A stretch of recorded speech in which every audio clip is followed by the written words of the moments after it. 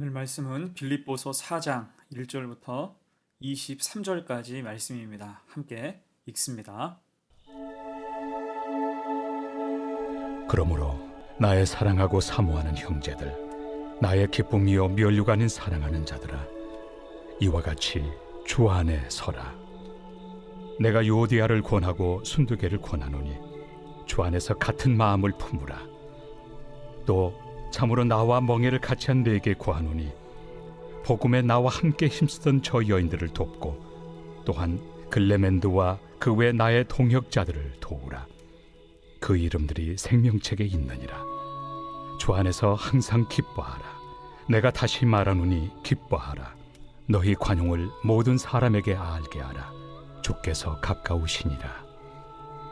아무것도 염려하지 말고 다만 모든 일에 기도와 간구로 너희 구할 것을 감사함으로 하나님께 아뢰라. 그리하면 모든 지각에 뛰어난 하나님의 평강이 그리스도 예수 안에서 너희 마음과 생각을 지키시리라. 끝으로 형제들아, 무엇에든지 참되며 무엇에든지 경건하며 무엇에든지 옳으며 무엇에든지 정결하며 무엇에든지 사랑받을 만하며 무엇에든지 칭찬받을 만하며 무슨 덕이 있든지 무슨 기림이 있든지 이것들을 생각하라.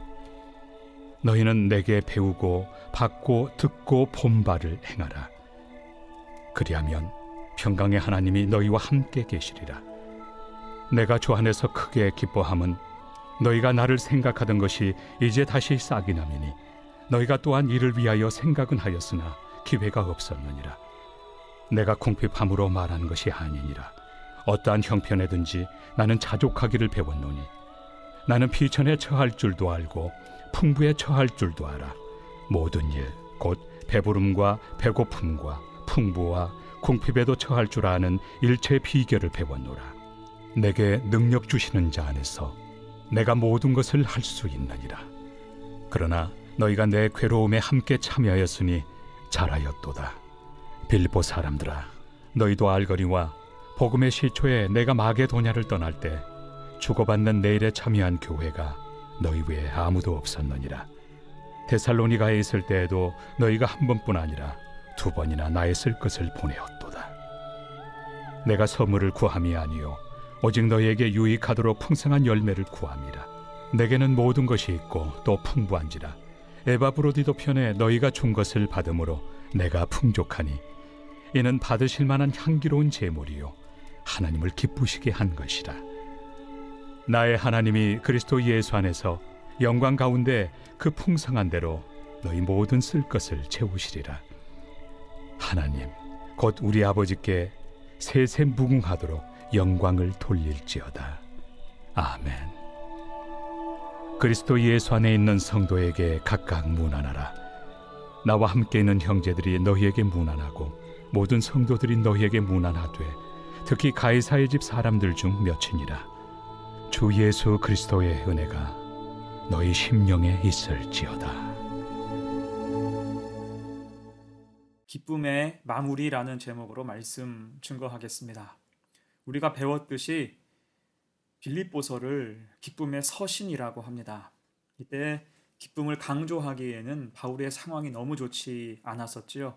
그가 로마의 감옥에 갇혀 있었기 때문입니다. 당연히 상식적으로 생각할 때에는 그 삶에 염려가 가득할 것으로 보입니다. 하지만 바울은 의외로 굉장히 밝아요.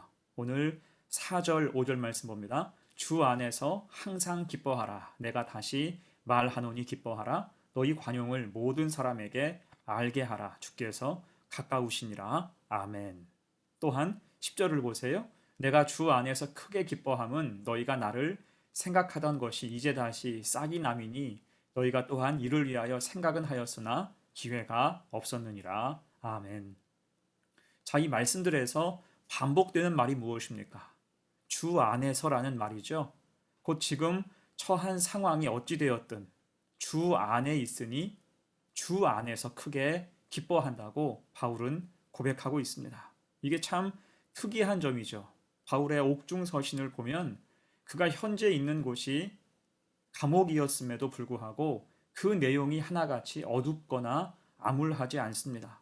다 밝고 소망을 이야기해요. 왜일까요? 그가 환경과 상황의 지배를 받지 않고 주 안에 있었기 때문입니다.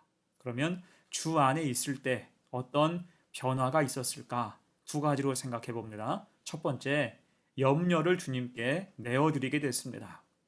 여러분, 누구든지 염려가 있으면 행복하지 않아요.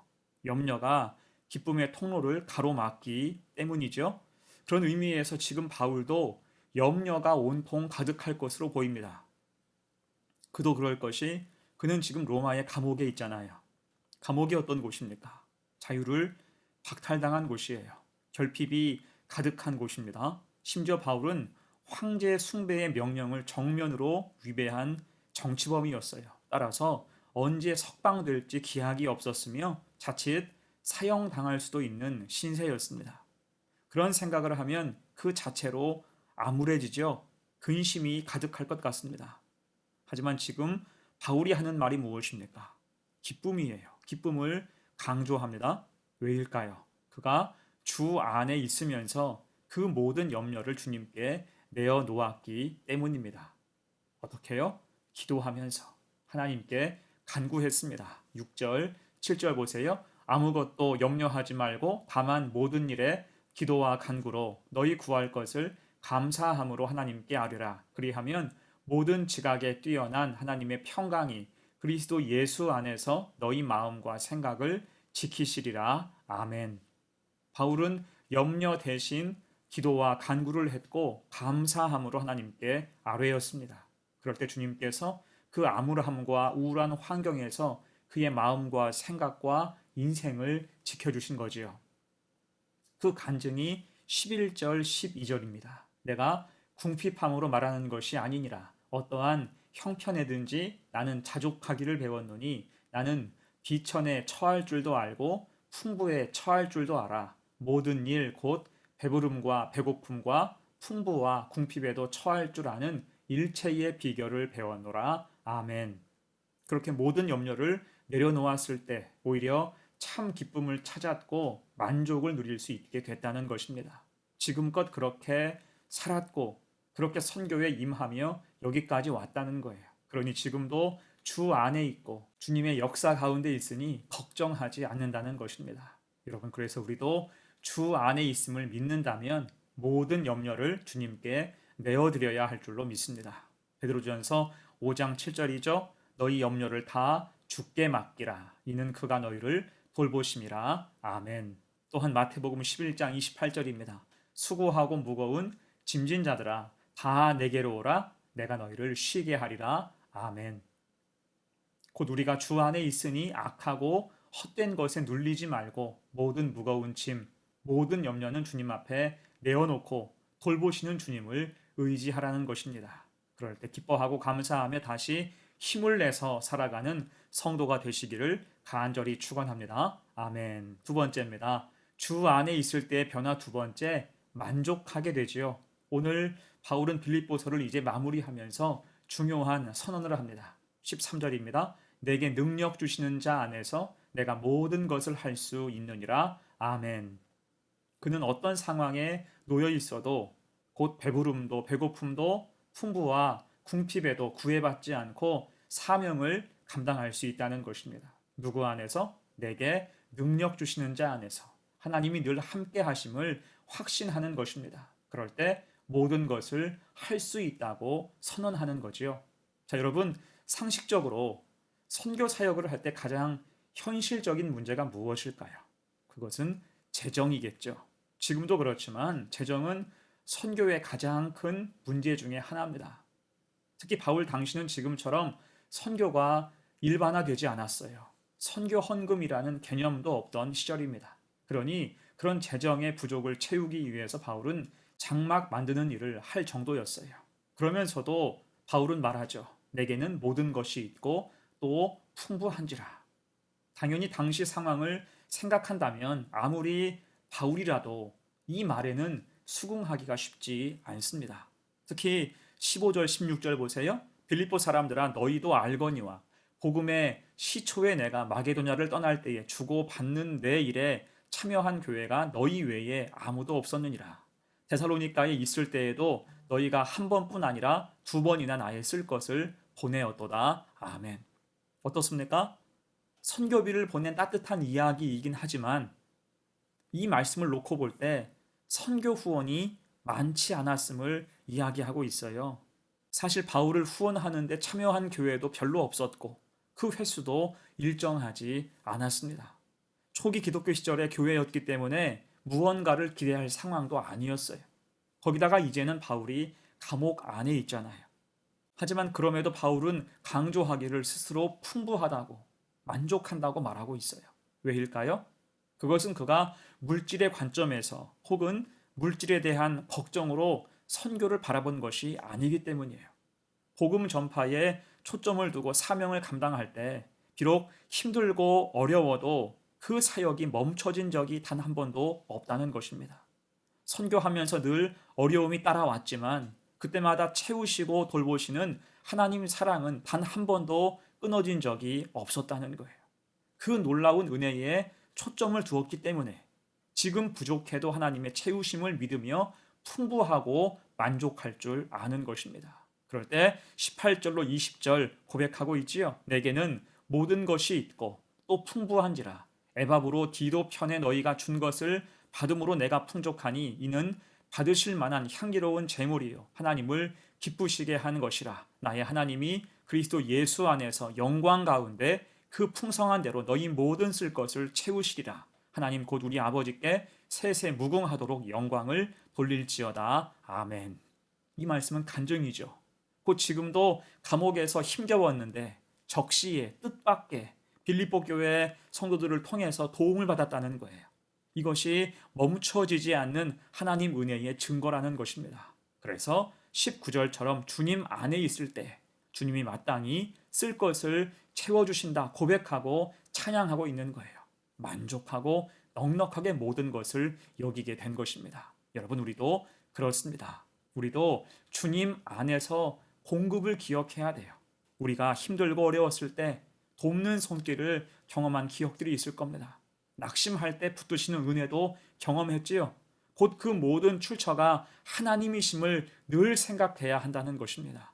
우리 인생은 다른 그 무엇이 아니라 하나님의 돌보심으로 인해서 충만해진다는 거예요. 이것을 감사로 받고 있지 않을 때, 하나님의 은혜를 사모할 때 우리 삶에는 기쁨과 만족이 마르지 않게 되는 것입니다. 이 사실을 기억해서 결코 각박하게 살지 말고 은혜로 인해서 늘 넉넉한 성도가 되시기를 축원합니다. 아멘. 이제 말씀을 마무리합니다. 오늘 바울은 빌립보서를 마무리하면서 다시 기쁨을 강조해요. 말 그대로 기쁨의 마무리입니다. 이때 바울이 기뻐하는 근거, 주 안에 있을 때의 변화는 두 가지였지요. 염려를 내려놓게 된 것, 그 마음이 진리 안에서 자유하게 되었고 또한 만족하며 감사하게 됐습니다. 그럴 때 그가 감옥 안에 있으나 밖에 있으나 자유하거나 속박되었거나 그 믿음과 기쁨에는 변화가 없었던 거예요. 여러분, 이것이 세상의 논리로 설명할 수 없는 신앙의 신비입니다. 이 힘으로 나아갈 때 교회와 성도는 힘을 얻어서 영적으로 전진할 수 있는 거예요. 이렇게 우리에게도 이 기쁨이 있어서 항상 주 안에서 사명을 잘 감당하며 기뻐하고 만족하며 살 수 있는 복된 성도가 되시기를 간절히 축원합니다. 아멘. 함께 기도합니다. 하나님 아버지, 세속적인 생각에 잠식되어서 기쁨과 감사를 이루며 사는 우리를 긍휼히 여겨 주옵소서. 또한 환경에 지배받으며 일희일비했던 우리의 어리석음도 불쌍히 여겨 주옵소서. 오늘 바울을 통해서 기쁨으로 마무리하는 인생을 배웠사오니 우리도 언제나 주 안에 거하며 염려를 주님 십자가 아래 내려놓게 하옵소서. 또한 지금까지 인도하신 은혜를 기억하며 풍성하게 하셔서 만족하는 인생을 알게 하옵소서. 우리 믿음이 결코 탐욕으로 흐르지 않게 하옵소서. 그럴 때 주님의 평강으로 우리를 덮으시고 힘내어서 사명을 잘 감당하는 성도가 되게 하옵소서. 예수님의 이름으로 기도하옵나이다. 아멘.